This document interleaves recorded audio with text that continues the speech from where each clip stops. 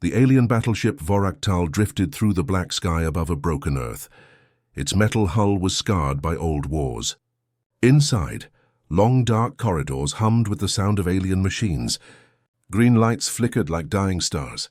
Admiral Kareth, commander of the Zyran fleet, walked through the hall of prisoners. His heavy boots echoed against the steel floor. Rows of glass cells lined both sides, and inside each one sat a defeated human. Most humans looked weak.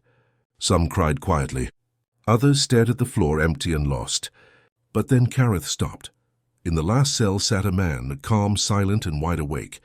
He did not look afraid. He did not even blink. Kareth stared at him for a long time. The man stared back. For a brief second, something strange passed between them, a feeling the Admiral could not name. Kareth turned to the guard beside him. "Who is this one?"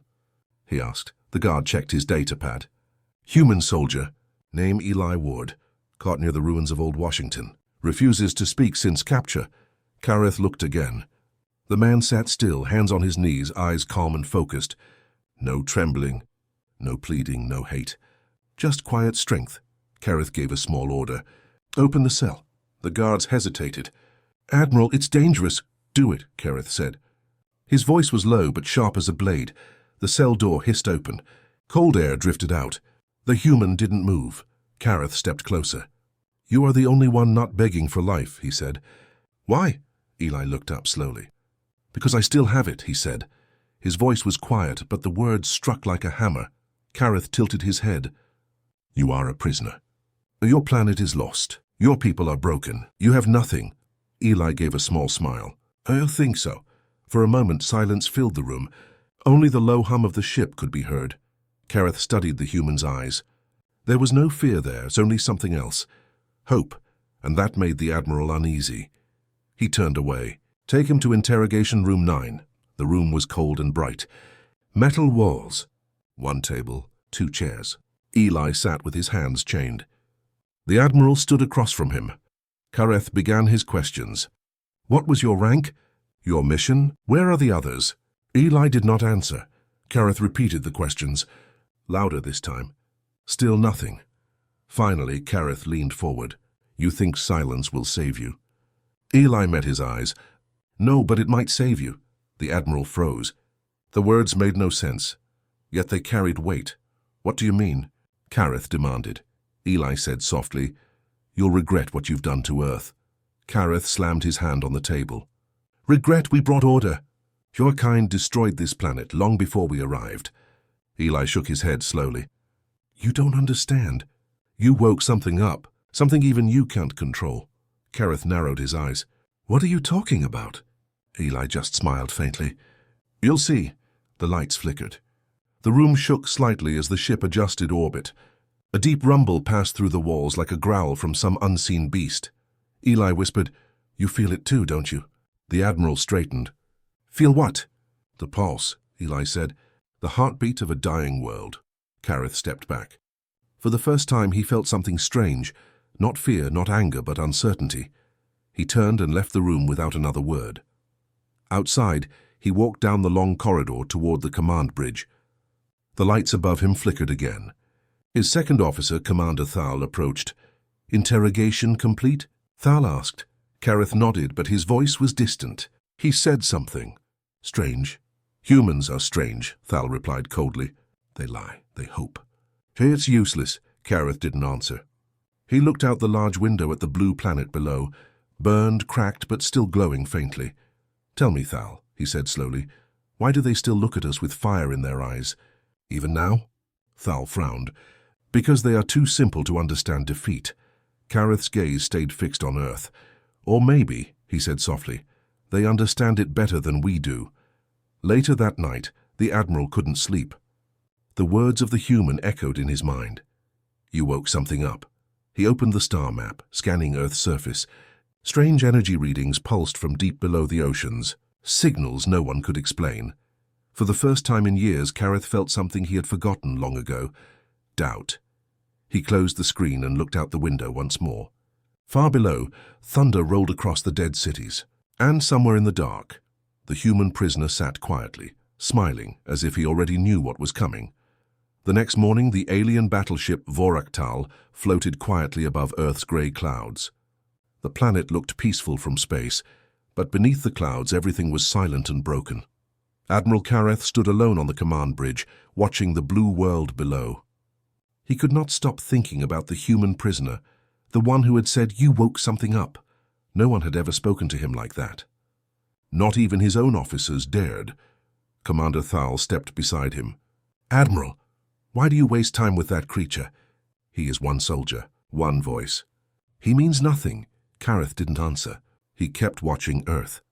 "Sometimes," he said slowly, "one voice can start a war, or end one." Thal frowned.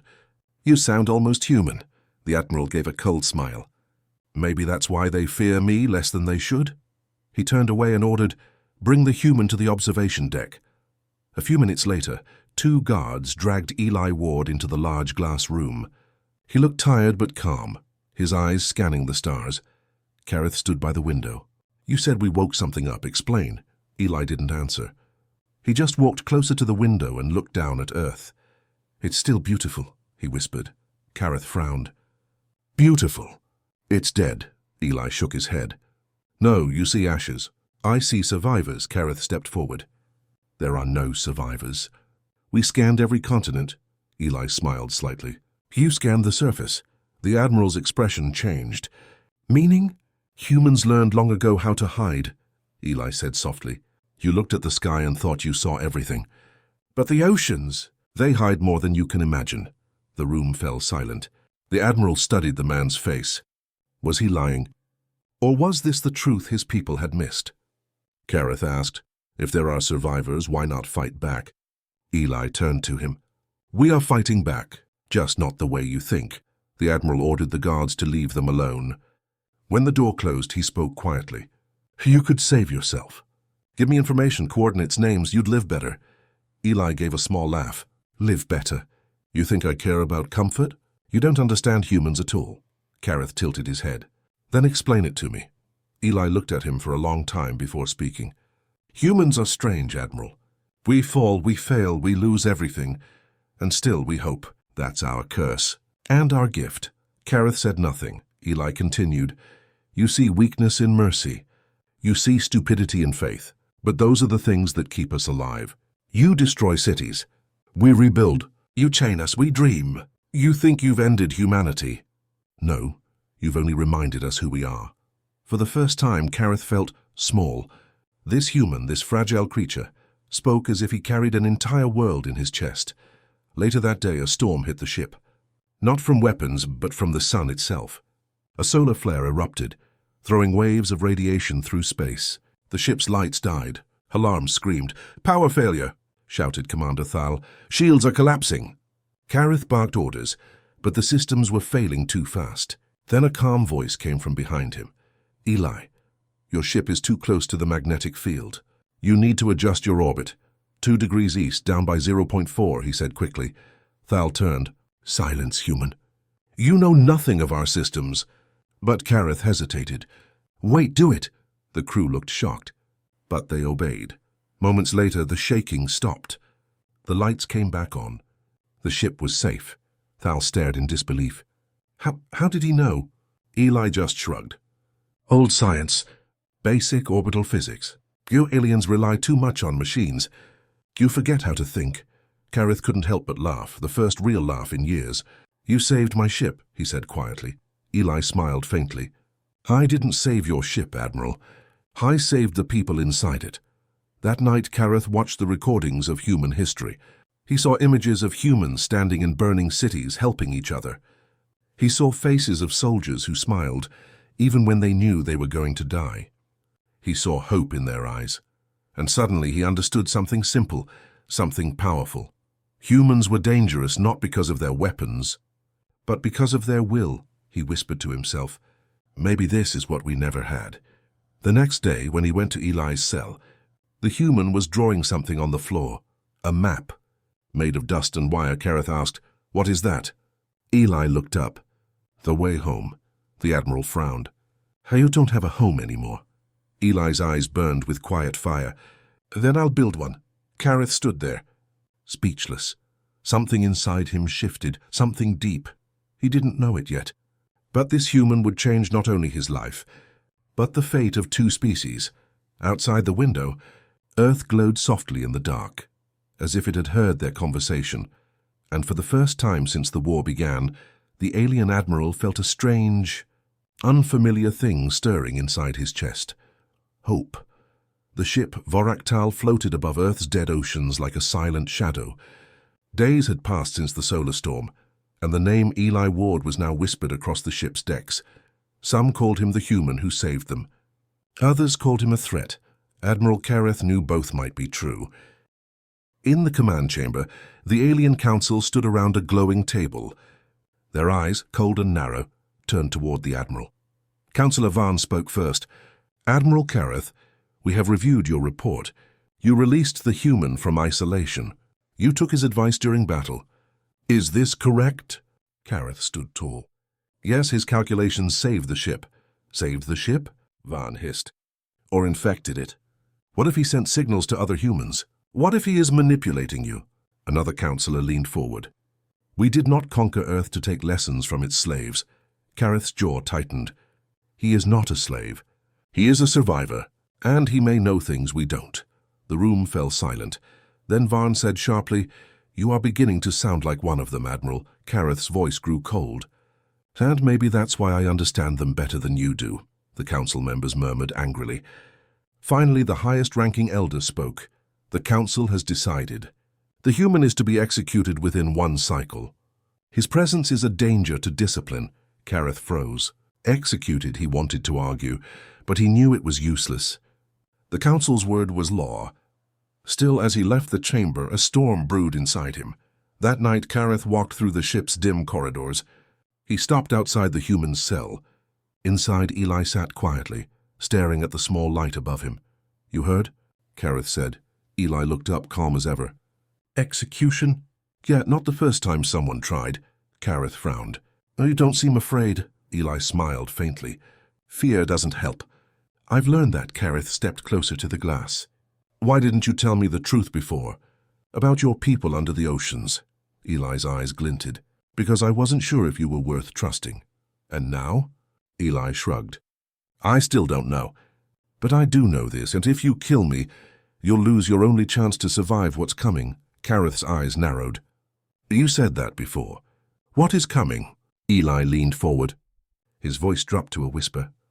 "The machines. The old ones. They were here before both our species. You woke them when you attacked Earth's core. You thought you were mining energy. You were opening a door." Kareth stared at him. "A door to what?" Eli's expression darkened. "To something that doesn't care who wins your war. Something that wants everything dead." The room went silent. Kareth returned to his quarters, but he couldn't rest. He looked over planetary scans. Strange signals appeared again, deep under the Pacific Ocean. Regular pulses, rhythmic like a heartbeat. Commander Thal entered without knocking. "You went to see the human again." Kareth didn't turn. "He may be right," Thal growled. "He is manipulating you." "He's poison." "The council is watching, Admiral. Do not lose your honor over a creature of dirt." Kareth finally faced him. "Dirt grows life, Thal. Metal only rusts." Thal's eyes flashed. "If you continue this path, the council will remove you." "Then they can try," Kareth said quietly. Hours later, alarms blared across the ship. "Unknown readings from Earth's surface," shouted a technician. Massive energy surge from below the oceans. Kareth ran to the command bridge. The screen filled with moving lights, rising from the deep. Thal's voice shook. "Multiple objects. Not human." "Not ours." The Admiral's heart pounded. "What are they?" The technician replied, "We don't know. But they're coming fast." Outside the viewport, huge shapes broke through the clouds, dark metal giants older and rougher than any known ship. Their surfaces glowed with ancient symbols. The crew gasped in shock. Eli's voice echoed in Kareth's memory. "You woke them up," Kareth ordered. "Raise shields." The ship shuddered as beams of light struck its hull. One of the alien cruisers exploded nearby, scattering debris through space. "Return fire." The bridge lit with weapons fire, but nothing slowed the attackers. "These aren't ships," the technician cried. "They're something else, something alive." The Admiral's mind raced. He turned to Thal. "Get me the human, now." Thal hesitated. "Admiral, he's under execution order." "Now, Commander." Kareth roared. Thal hesitated only a second longer, then ran. Minutes later, Eli stood on the bridge, still in chains, but his eyes sharp and steady. He looked out the window and sighed. "You see them now, don't you?" Kareth nodded slowly. "What are they?" "Ancient guardians," Eli said. "Machines built to protect this planet long before your kind or mine. When you cracked the core, they woke up, and now they see you as the enemy." The bridge shook violently. Sparks flew. Alarm screamed. Eli looked at Kareth. "You can't fight them alone. But maybe we can." Kareth stared at him, torn between duty and instinct, and then he made his choice. He turned to the guards. "Unlock him," Thal shouted. "Admiral, the Council is dead if we don't act." Kareth snapped. The guards obeyed. The chains fell away. Eli stepped forward beside the Admiral. Two enemies, now facing a greater one. Outside, the massive machines rose higher, like gods of metal waking from ancient sleep. The ship Voraktal trembled under heavy fire. Outside the windows, giant metal shapes moved through the dark. Massive machines with glowing cores, older than both human and alien civilizations. Each one was the size of a city. Each one burned with cold white light. Admiral Kareth stood on the bridge beside Eli Ward, the once silent human prisoner. The alien officers stared at the human in disbelief. He shouldn't be there, but he was the only one who seemed calm. Eli pointed to the screens. "They're not attacking you because of hate. They're doing it because you woke them up. They think you're the infection." Kareth turned sharply. "Can we reason with them?" Eli shook his head. "No, they don't talk. They cleanse." A deep rumble shook the ship again. The lights flickered. Thal shouted, "Shields at 40%. "We can't hold much longer!" Kareth's voice was steady. "All ships fall back to high orbit. Prepare emergency formation." But it was already too late. Two alien cruisers exploded in bright white fire. The shockwave threw the Voraktal into a spin. Eli grabbed the console to stay upright. "You need to move away from orbit. Their energy pulse comes from the planet's surface. You stay close, you die." Kareth looked at him, then gave the order. "Reverse engines. Get us clear of the atmosphere." The crew obeyed without hesitation. Even Thal said nothing now. The fear was too real. As the ship climbed higher into space, the Admiral turned to Eli. "Tell me how to fight them." Eli's face was serious. "You can't fight them with firepower. You need to outthink them. They react to movement, to threats. You need to make them see you as harmless." Kareth frowned. "You mean, pretend to die?" Eli nodded. "Exactly. Go dark. Cut all power. Make them think they destroyed you." Kareth looked around at his officers. "Do it," Thal protested. "Admiral, if we shut down power, we lose shields, oxygen, everything," Kareth said quietly. "Better to suffocate than to be erased." One by one, the ship's systems powered down. The humming engines fell silent. Lights faded until only a few emergency glows remained. The Voraktal became a ghost drifting in orbit. The massive machines outside slowed. Their bright eyes scanned the dark ship, then moved on, no attack, no sound. Only silence. It worked. Inside, the crew whispered in disbelief. Eli leaned against the wall, breathing heavily. "Told you. They don't hunt the dead." Kareth stared at him. "You saved us again." Eli looked up at the stars. "I didn't save you. I saved everyone still alive, human or alien. If those things finish cleansing Earth, they'll move to your worlds next." Kareth frowned. "Then we must destroy them." Eli shook his head. "You can't destroy what you don't understand. They're not machines like yours. They were built by something else, something ancient. But I know a way to stop them." The Admiral's eyes narrowed. "How?" Eli pointed toward Earth. "There's an old human signal bunker deep under the Pacific, built before your invasion. It has a communication array strong enough to send a planetary override. We used it to shut down our own defense AIs long ago. If we can reach it, maybe we can stop these things too." Kareth thought for a moment. "You'd risk going back down there?" Eli smiled faintly. "I never left it in my heart." Kareth gave the order. "Prepare a landing craft." "I'm going with him." The bridge fell silent. Thal stepped forward. "Admiral, you can't be serious. Going to the surface is suicide. Gareth looked him straight in the eye. Maybe, but staying here is slower suicide. Thal clenched his jaw but saluted. As you wish, Admiral. Moments later, the small craft detached from the battleship. Through the window, Gareth and Eli watched the vast metal giants drifting in the distance, like gods guarding the dead planet. The descent was rough. Ash and lightning filled the sky. The oceans below boiled with strange energy. When they landed on a half-sunken platform, Eli stepped out first. The wind howled through the broken towers of what was once a city. This was Seattle, Eli said softly. Now it's just ghosts and salt. Gareth looked around. Where is the bunker? Below, Eli said. Deep under the waves. He led the way to a shattered elevator shaft. The two climbed down in silence, their flashlight beams cutting through the dark. At the bottom, metal doors stood half open. Faint blue light glowed inside. Eli touched the console. It still has power. Gareth watched as he typed commands. The room filled with a soft humming sound.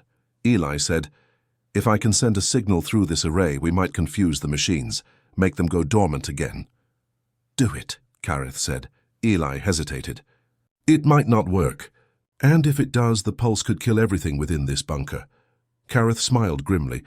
Then it's a good death.